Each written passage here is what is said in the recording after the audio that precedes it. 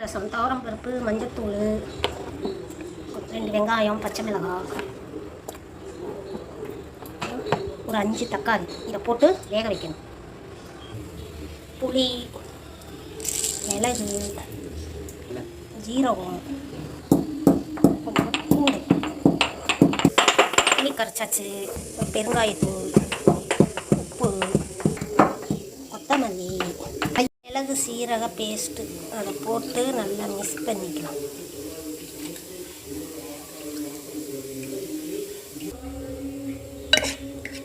பருப்பு நல்லா வெந்துருச்சு.